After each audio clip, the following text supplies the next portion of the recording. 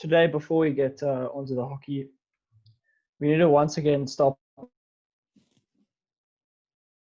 and take a moment of silence and reflection for the women in our society who are continuously suffering from the injustices of rape, murder, and abuse. This is for every woman that has been told that they are less than, that has had to suffer from abuse in any form. This is for the women and girls who have suffered from harassment, especially sexual harassment. This comes down to us men in society to make sure that our women and children feel safe and loved. We remember all those who have lost their lives and are currently hurting from harassment. This moment is for all women in society who have been and keep on suffering. Let us take this moment.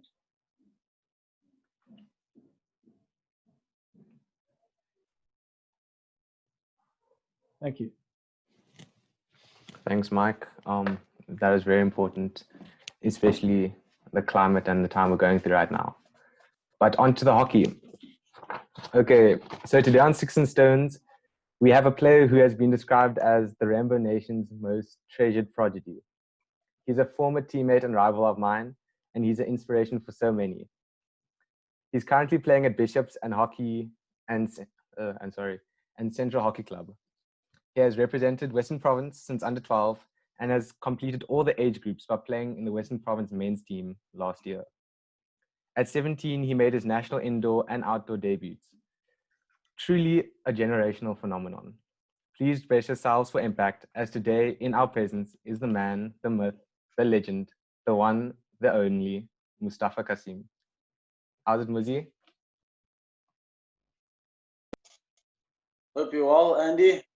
Good, thanks, and you? Really good. I'm excited to be back.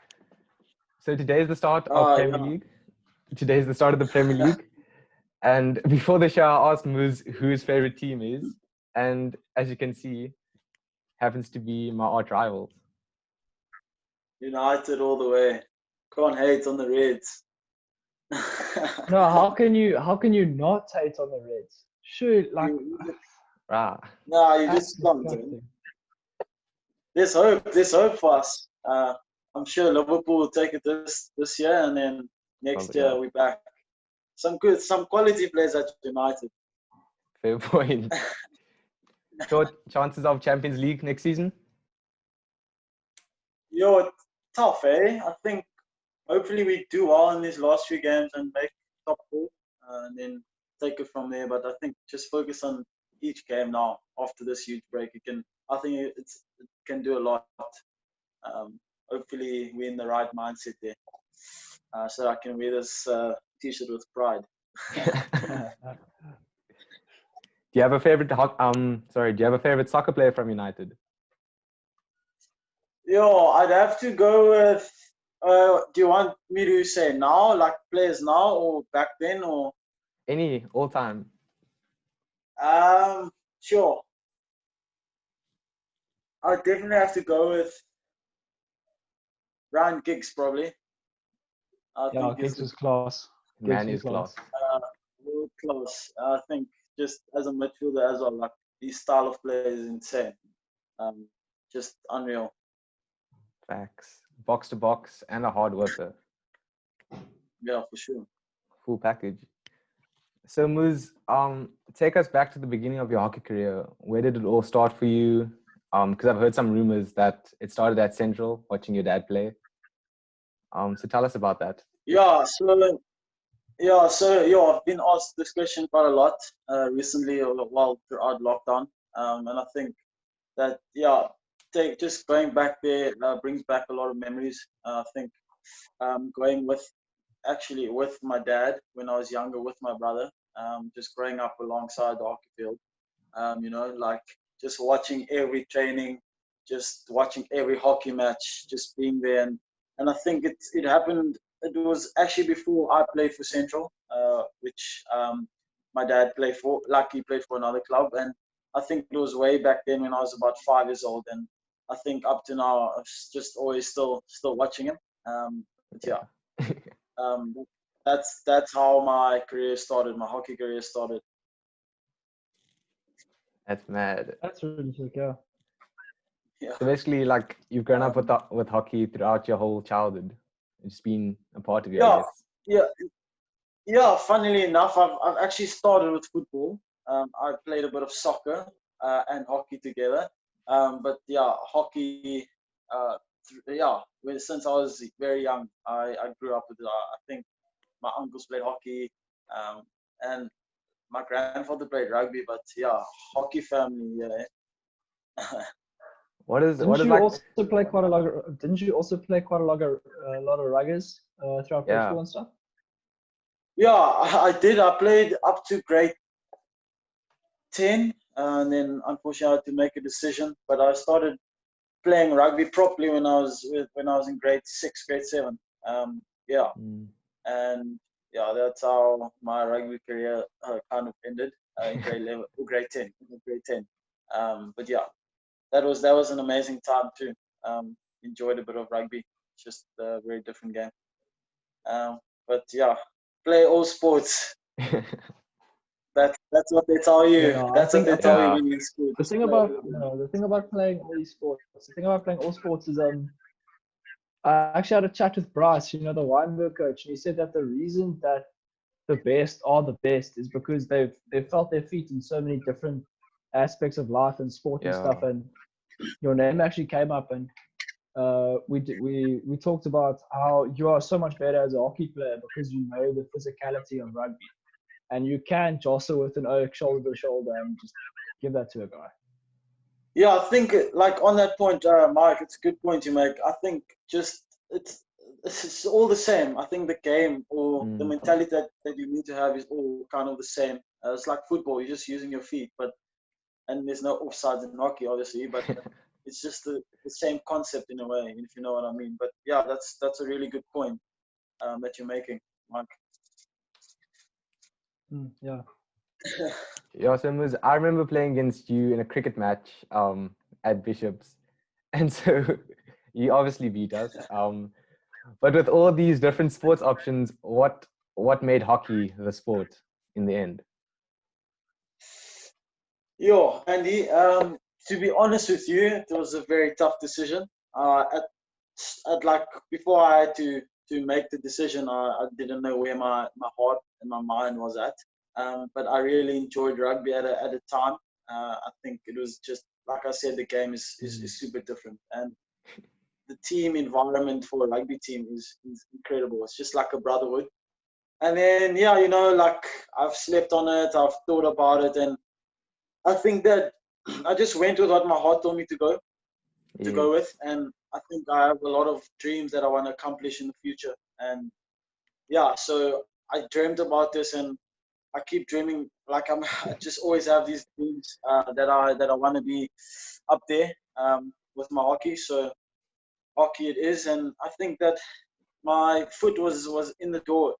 Well, yeah, in the door in a way. And yeah, just because of my dad and my brother, yeah, they played a massive role in my hockey career so far. Do those dreams keep you up at night? Because that's a quote that I kind of enjoy about Ronaldo. That dreams are not what you sleep with; they'll keep you up at night.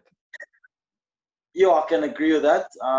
Sometimes I'm busy playing hockey in my sleep, like talking the game, like after the game, I'm just like, oh well, when I don't know this, like not really know this, but my family always tell me like you're always playing the game in your sleep, like pass, go right, go right.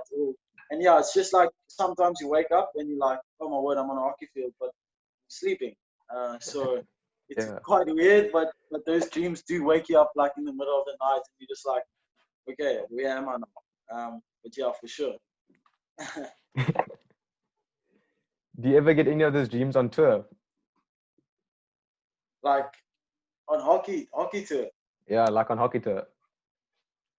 I think I have. I wouldn't know, like, because sometimes it just comes and it goes. But I'm sure, like, my teammates would know if I do speak in my sleep. But I get them most times. Yes. So, Muz, tell us one of your favorite hockey memories that you have with you. Yo. One of my most memorable or favorite hockey moments has definitely got to be my debuts. I think firstly last year, playing for the Indo men, making my debut in Cape Town with the home Yes. crowd and seeing family and friends there. And then also the USA series in Durban. Representing your country is a phenomenal feeling and something that is indescribable. But yeah, those two for sure are my favorite hockey moments, if I can say that. Yes. Not the Bosh 4-1 win. Yo, I would like to have another one of those rounds. I think it would be interesting to play in our last years. But yeah, that's definitely also one of the best, one of the best memories. We'll never just leave. But yeah, hopefully another round soon. Yeah, very. I'm keen. Yeah, hopefully. Let's stay positive. Muz, tell us about your experience of the Bish-Bosh derby, especially being such a big player in throughout all the derbies you played. Yeah, during this period, actually, like I was watching the video that Creators Only made, and it brought some tears to my eyes. And I think that it's just something bigger than just like, I don't know, it's just something bigger than just playing. It's the camaraderie, it's the fans, it's the for your school, it's I don't know, it's something I looked up to as I was playing when I was like in prep school and stuff, and playing in front of so many people and so many watching is just unreal. And I think the Bish-Bosh derby will go on for a very long time, and it like years to come. It will always be special, and I'll always make like an effort to go and watch, because schoolboy hockey in general is something you won't get. And a Bish-Bosh derby, like I'm 100%. sure you can ask anyone, it's unreal. Fact. Just every emotion, every It's ultimate butterflies. goal, like insane. Or I had a question that I was going to ask now. It's sick to play in it's sick to play in Bish-Boshes now, because obviously especially last year, there was the teams were actually very, very close in skill level, and I feel like it was always such a fun battle to have, regardless of what happened on the field. Like Yeah, it was always the highlight of the year, at least from a yeah, Roman 100%. I think that's the game that everyone just really looks up to, and that you can play any other game, but the Bish-Bosh derby is just the one, like despite the fact that yes, it's gonna be tough, and that's how it's meant to be. But the fun and just incredible memories, to be honest. If we had a Bish-Bosh this year, hopefully it does happen. What do you think the outcome would be of the games? Jeez, Mike, would be interesting. I think a lot of teams are at a disadvantage, or not really, because it's happened to everyone. But I think if you've been training, if you've been catching up, like staying intact with your team and stuff, it would be quite an interesting battle. But I don't really want to say what I think, but I think it would be a close game. And you, Mike? Obviously, I'm hoping for the Bosch whitewash. No, but I've had this chat with a few of the guys, and we also think it would be. Obviously, the coaches think it'd be a whitewash, but we all think that'll be a very close game, because it's like Bosch also not as much, but maybe because you guys have a very strong side this year, very good attacking team, and 100%. we have a very senior team this year as well. Most of the oats in the starting lineup played last year, which has never really happened in Bosch history. So I think both teams are super, super hyped and just super keen, and I think it'll be very, very close. Very high scoring game as well. Yeah, for Liz, sure. It'll be interesting. Liz, I've asked this to about every person that I've talked to about the Bish-Bosh derby. But just Bishops winning the league last year, is the Bish-Bosh derby bigger than the league, in your opinion? Andy, you're asking some tough questions, yeah? It's good I don't questions. think so. Yeah. Yo, let me think of this again. Geez, I would say my honest opinion. I would say. So you asked if the Bish-Bosh is bigger than the league. Yeah. Jeez, whoever's gonna listen to this is probably gonna murder me, but I would say no. Yeah, I would say yes. Sorry, I think Bish-Bosh is the one that I would do anything to play for, and yeah, like um, uh, um, a trophy can hold so many things, but the memories last forever. To be honest, a Bish-Bosh derby is, if you can ask any Bish-Bosh or any Bosch or Bishop's guy, I think they would say the same. And you, Mike? Yeah, 100%, 100%. I've never ever, we've never. Okay, knockouts we chase that every year, but the league has never been on the radar specifically. It's rather you'd rather come back from a 4-1 loss to take it home than win the league any day. Now, Yeah, for sure. James, why don't you just give Finlands the league and then you guys can take the derby? Either way. Oh my days. I think if Finlands win or beat any top school there or top boys school, they like putting things on Facebook and things like that. Yeah, I just rather leave it at that.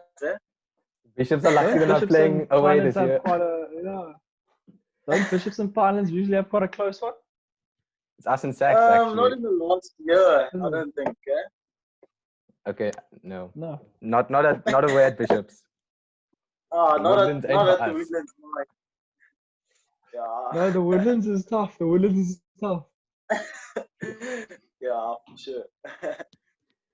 Wizzy, your pre-match prep. So on Province Tour, I noticed that you had a little book with you. Is that part of like what you do going into a match, just to calm yourself before the game? Yeah, I think I have a weird way of well, not a weird way, it's just different. I think that I like staying focused, and I'm not a very like loud guy before the game, but when we hit like the warm up and stuff, I'm quite like full of energy. But during warm ups and yeah, taking notes is important. I've always done that, like writing down my notes and just knowing that, you know, like it's pointers to remind me that I need to stay, I need to do this, I need to do that. And then yeah, I just like to, like in a team talk, I'll sit like this maybe, like with my head down, just to mentally prepare and like obviously listen to what the coach has to say, but I like visualizing before a game. And yeah, before I'd obviously like pray and stuff, but like yeah, just a very like close person or like quiet guy when I am like before a game. Yeah. Yeah, just making sure that you're in the zone and everything is just set upstairs. You listen. What music are you listening to before the game? Is it like some beats, or is it like something slow and classical? No, I think some rap and some house music would do. But I don't really have a set like genre. I would say like I just like anything just to boost me for like 2 minutes, 3 minutes, and then. But other than that, I just like keeping the voice ticking. More like just being loud. Are you an earphones bugger or are you a speaker kind of guy? So do you listen to your own music or do you listen to the team music? No, I don't listen to my own music. Like when we warm up, I would say like a speaker is for me because you know everyone is involved. But the person who wears the earphones, that's not me. I don't. Yeah, like I said, when I'm warm up, like when it's warm up time, I'm all in. Like I'm there. I don't like the earphones because otherwise I just get distracted.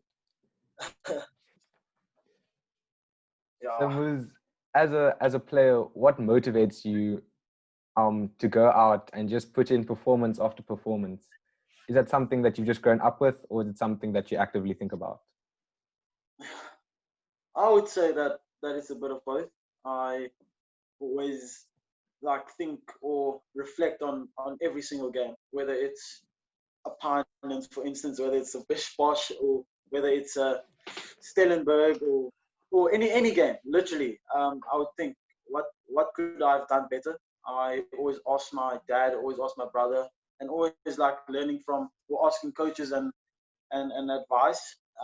But it's something that I always want to do. I always want to improve, and Yes.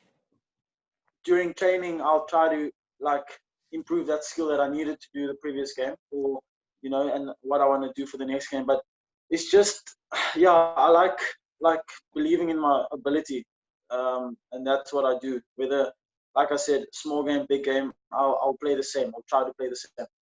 But yeah. Banger. Is there any coaches or notable coaches that you just want to mention that have like guided your path? Yo, I would say there's three of them. I'll just mention their names. One is definitely got to be Jason Mulder. Played a big role in my hockey career. Bryce West, 100%. He's been coaching me for a long time. And then Bruce Jacobs. Those three, and really, made a huge impact. I think they really know their game well. Their knowledge is second to none. True. And they're just very, very like open people, and I think I can have a chat to them whenever I want. And unbelievable coaches. They like the likes of Pep Yeah. Guardiola, 100%. guys. So yeah. Would you consider your dad one of your best coaches, or would you consider him more as a mentor? I would say that he's more of a mentor. I think that it's not an easy job to have your dad as a coach, because a lot of people think that just because he's my dad, he doesn't shout at me. But I promise you now that whether it's during the game or after the game, like, he'll shit on me. Sorry for my language. But That's all right. you'll have a go at me, whether it's for any team that I'm playing. But it's not an easy job. But I would rather take him as a mentor, to be honest, because I've looked up to him for the stories I've heard, and seeing him play is one of my favorite things. And even up till today, I think he's getting a bit old now, but like I've always just liked this style of play, and you can always learn from the experience. Still boosting for Central.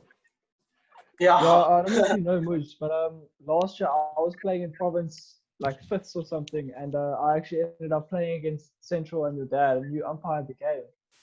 And I think we lost 3-0 or 4-0 or something. And it was just such a yasses, can I ever beat this family? Nah, I think Casa's quite a competitive guy, so I think it'll be. But their team's good, eh? Like, they have the likes of Bruce Jacobs in that team, Bumper. Like, they have some good players and some good youngsters. But yeah, Casa's a competitive one. Yeah.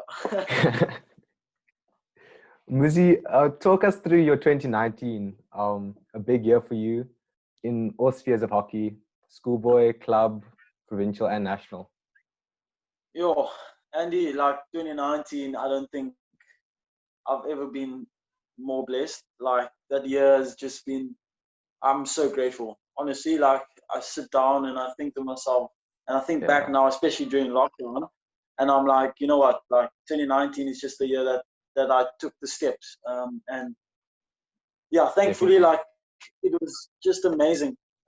Like, it was overwhelming in a way.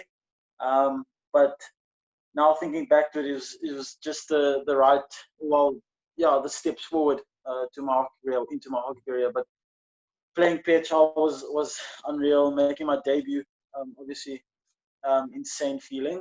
And then with the province men's, both indoor and outdoor, playing my first RPT with the experienced guys like the SA players in the team, and winning a gold medal is something that I'll always hold, because it was my first one, and it's just a different experience playing men's indoor RBT and outdoor RBT. So I'm just very grateful for that year in general. But Has it like sunk in yet? Because I know I'm still looking through my phone, going through pictures of our IPT, but has it sunk in yet? Considering how much you've achieved. I'm not trying to think about it too much, but I think it does keep me motivated. Like this year, thinking that this week should have been IPT, like our last outdoor IPT as a schoolboy, and like you think and you just like, but surely, but yeah, it really has. But I'm just trying to stay as positive as I can. But I do reflect on those memories because they do keep me motivated. Yeah. How are you feeling, Andy? I'm definitely having hockey withdrawals, and it's especially intense now this week, especially since every day I've been posting on Instagram about IPT, and it's just making me miss hockey so much more, considering, especially like the group of lads, like right next to the computer, I have our team photo, and I just really want to go back and play hockey so much. Yeah, it's quite sad. But yeah, I guess you just have to stay positive and hopefully maybe they have an IPT maybe like soon, maybe in 2 months or something. That'd be mad. Yeah, that would be insane. Yeah. But it is what it is, they say. It is what it is. Yeah. Talk to us about winning the GC League with Central, especially because they hadn't won for 20 years. And then you come in as a 17-year-old and make such a big difference. What is that feeling like? Yo, Andy, what was that? Mad? Come on, fella.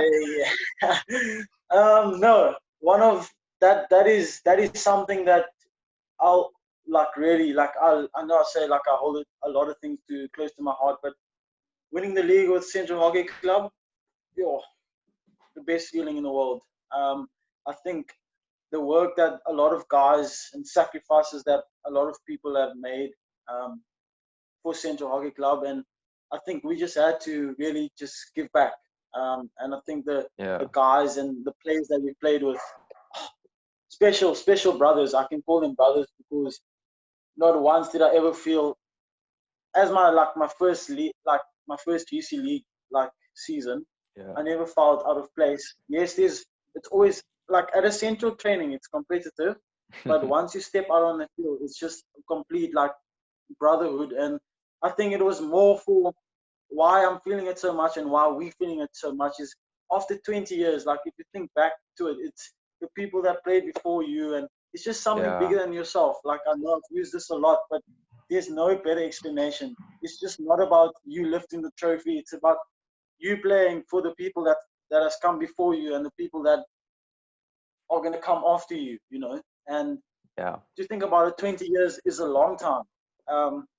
It's a very long time, and like to win and lift the trophy against Finance, I think you were playing on Pegistral was just unreal, and I think tears of joy for the boys. And like I mean, it's easier to win a trophy, but it's harder to contain the trophy.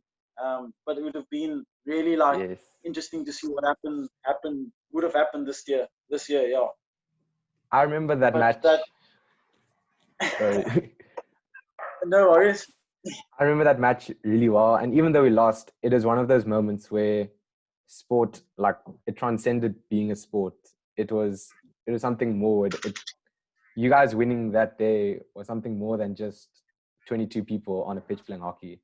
And even though we lost, like, I'm in a way kind of like grateful that I was able to experience that, because Feikies was packed, and afterwards just seeing the tears of joy, not only from the players but from the fans, was something that will definitely stay with me. I think you got it spot in there, Andy. Yeah, it was really good. So Muz, can you so obviously you've achieved a lot already. What are your goals going forward? Yeah, so right now I'm still thinking about a lot and always just yeah, before I go to bed, when I wake up during the day, I think that, like I said, I've had dreams that I think that's really hit me, because I think that, like, to be honest with you, I want to become one of the best, and that's just my Yes. opinion and my dream and my goal is to become Mentality. one of the best, and yeah, mentality. That's the right word. I think that, yeah, playing overseas and against the best and for your country is definitely my future goals. And yeah, to obviously get more than 100 caps for the SA team, for your country is insane. And then definitely play in like the EHL and like the FIH Hockey League and all of those big tournaments, and at the big stage, go to World Cups, if that's possible. And yeah, so definitely expanding my hockey and really playing against the best, and to see and to challenge myself, and to see what it's like. If that answers your question. 100%, yeah. 100%. Like, I And think it's always important. It's always important to like look forward and dream bigger. And I think that's what you're doing, Yeah. which is really sick. You're gonna do our country proud one day, pal. I'm excited. Hopefully. Thank you, Mikey. Wiz, just an ending question. Seeing as this week was under 18 IPT, tell me who's in the semifinals, who's the top 4, who's in the final, and then who's winning the final. Jeez, my top 4 would be. This is interesting. A lot of people are not going to be happy with what I'd have to say, but my top 4 would be Western Province, Western Province A side. Yeah. I would have Boyland in the mix there. Quality side. Then I'd have Southerns, 100%, because I remember in our grade 10 I think it was. Yeah, that was the final. Yes. No, it was a third and fourth game that we played against. No, that was the semi-final. Oh yeah. Under 16. Yes, Pretoria. Our second year under 16. Our second year under 16 was Maritzburg. Oh, okay, never mind. Yes. So it will be Southerns, and then between the Inland boys and Coastal. I'd have to go with Inland. KZN Inland. I'm sorry for the Coastals boys, but yeah, Inland definitely. The likes of the Christodoulos, Mugabe. Yeah, I think they, Steph Liebenberg, I think they would give us a good run. And then from then on, I would say that would it be if the tournament was supposed to be in Stellenbosch, eh? Yeah. Yeah. I think I have a feeling where this is going. I would say definitely a Boyland province final. Yes, sir. It's coming home. It's staying here. Staying in the Cape. So, like those inland buggers and southern buggers must. It can't always be that. I believe it can't always be there. But then I would have to say that province win either on showdowns or 3-1. Making the double. We love it. That's just my opinion. And you guys? I'm with that all the way. But we beat Boland 2-0. Okay, there we go. Yeah. Maybe or maybe like a 5-2 because they have a really good attacking lineup. Yeah, they do. They have some good players there. Good, very good players. But it's always going to be a tough game. 100%. So we're running out of time. We just got about 3 minutes left. So I'm just gonna hit the outro now. Well, everybody, that's all we have time for today. If you want to find out more about Mustafa and Creators Only, just check them out on Instagram. From Mike and I, it's been a joy, and we really enjoyed this. Don't forget to like and subscribe and to follow on here and on Instagram. From us and the Creators Only team, it's a goodbye for now and stay safe. Keep creating, everybody.